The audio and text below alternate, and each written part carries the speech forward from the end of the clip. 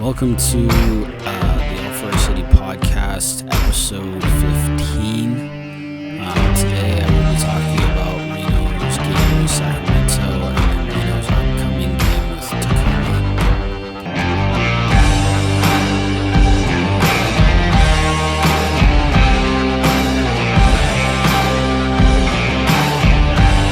Starting off with some 1868 news. Ben Bury, it's Bury. I think it's Bury, like Fury. Ben Bury is up for save of the week for his save in the 21st minute of the game with Sacramento.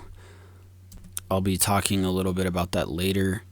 In other news, all 2020 Reno 1868 games are going to be broadcast on ESPN Radio.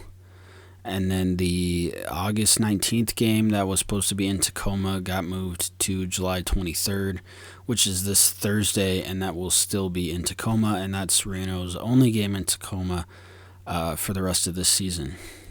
Getting into what's going on the pitch with the last game, Reno 1868 FC headed to Sacramento last Sunday. It was the first match of the Donner Pass Derby in 2020, and that is Derby, not Derby. There was some confusion about that because the commentators for Sacramento kept pronouncing it Derby, which is the English snobby way of saying Derby. It's a derby. It's a rivalry. Come on, guys. Going into this match, Reno was 5-1-1 all-time versus Sacramento. This was the first time Reno and Sacramento met in a league game since Sacramento knocked Reno out of the playoffs last season. The first half of the game wasn't what I was expecting. Neither team really gained control over the game in the first half. Reno's Foster Langsdorff got a yellow card in the 19th minute. Sacramento had a chance in the 21st minute. Ben Bury came up with a beautiful save for Reno. It looked like the ball was going to go crossbar and in. He made an incredible athletic save to put the ball over the net, and that's been nominated for the USL Save of the Week. The second half was kind of insane. Reno had a couple of chances in the 51st and 66th minute. Sacramento had a chance in the 59th minute, but that was about it. A yellow card was issued to Sacramento's Jordan McCary in the 74th minute. A yellow card was issued to Reno's Mo Dabo in the 88th minute. Neither team would score until extra time, which is where things get kind of crazy. In extra time, Sacramento got a penalty kick off of a handball inside of the box. Thomas Janjigian got a yellow card for a handball inside the box. He slid to stop the ball. I don't think it was a handball. I still don't think it was a handball. I was watching it. I didn't think it was a handball. I still don't think it's a handball.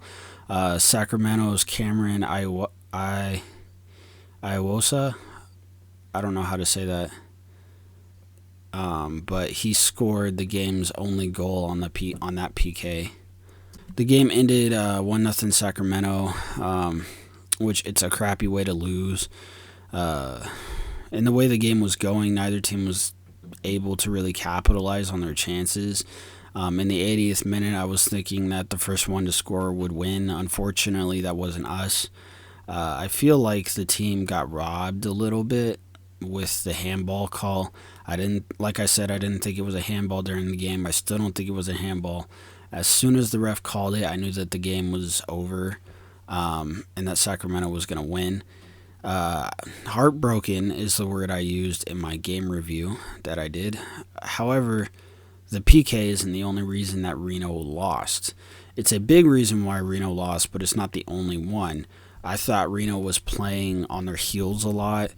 They were playing too much on defense. Reno wasn't playing with the same energy we've seen from them in the past. They looked sluggish, which was really bad. I expected them to play a little sluggish, especially since we've essentially had a second off season, and we haven't played a game in 4 months. I expected them to be a little sluggish, but not sluggish the whole game. I expected them to be sluggish for about 15 to 20 minutes and then get over it. They didn't, and played sluggish and almost with no energy for the whole game. They didn't take enough shots. That was a huge issue. They had poor shot selection, which those kind of go hand in hand. When you're not taking a lot of shots, you don't get any good shot selection. They weren't hitting the net at all. Again, that comes back to poor shot selection. The only good thing that came out of this game was Ben Bury. I wasn't expecting much from him. When I found out Matt and JT weren't coming back to Reno this year, or might not be, I don't know. I thought that Reno's goalkeeping was going to be a weak point this season, just on the fact that Bury hadn't proven himself as a pro yet. Prior to his loan to Reno, he only played one game last season, but I was wrong. Ben is an amazing addition to the team. He kept Reno in the game the entire match. He made some incredible saves, and I'm really glad he's on our team. Looking at the standings for Group A, Sacramento Republic FC is in first place. Tacoma Defiance is in second place. Reno 1868 FC is in third place, and Portland Timbers 2 is in third place. Sacramento has has played 3 games. They have 5 points. Tacoma has 4 points. Reno has 3 points, and Portland has 0 points. Getting into our next game, Reno heads to Tacoma this Thursday. I already said that, I know.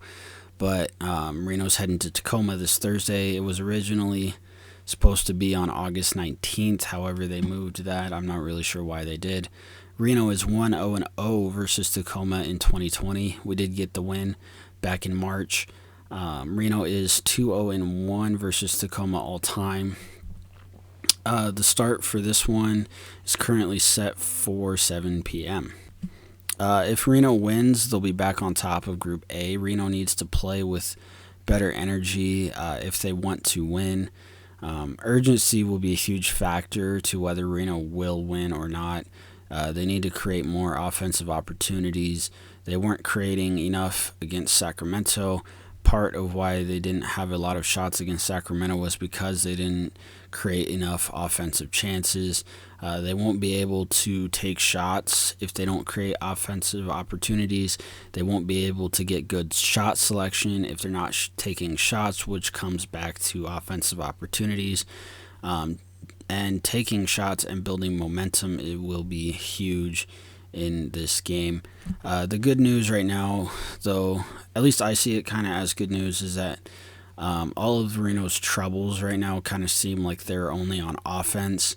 I think our defense was really strong on Sunday for the most part. I think we only had one instance where I would have had some criticism, and that was when we couldn't properly clear the ball at one point. But that was only because it got blocked from being cleared.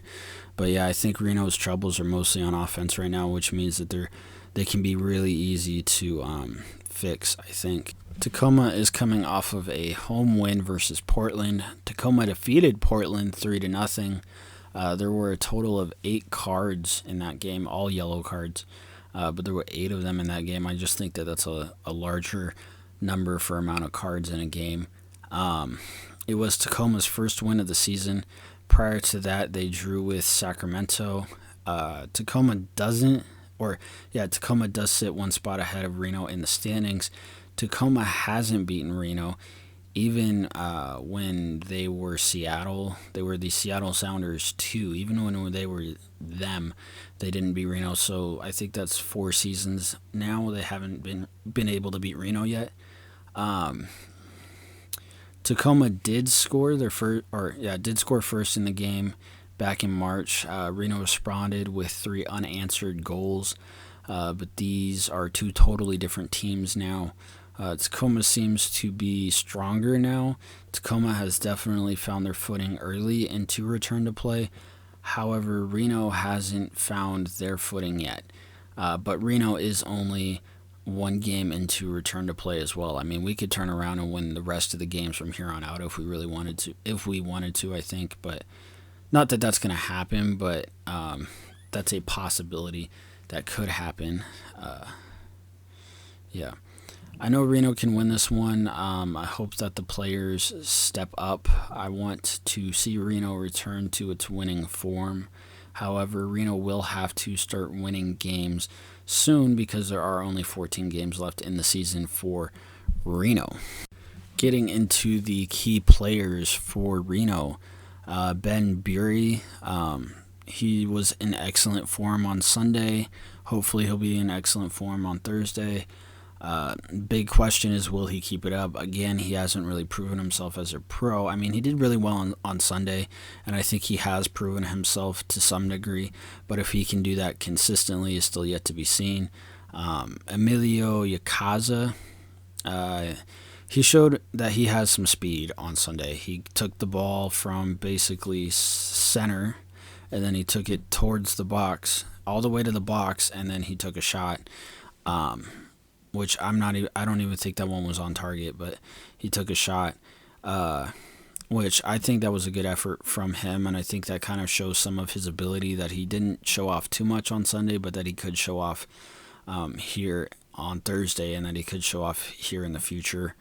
But yeah, I do think Emilio Yakaza is a faster kind of player, so I think that's something to look forward to with this upcoming game and moving forward. Foster Langsdorf, I just know him as Foster. He had a yellow card on Sunday. However, he did have a solid header effort early. I believe it was later in the game, but he did have a solid header effort, which if that would have been on net and would have hit his head right, that would have been in. Reno probably would have won the game because Reno would have gone up at that point, but look for him to be in the box and be one of the guys that they're feeding a lot on Thursday and more so in the future.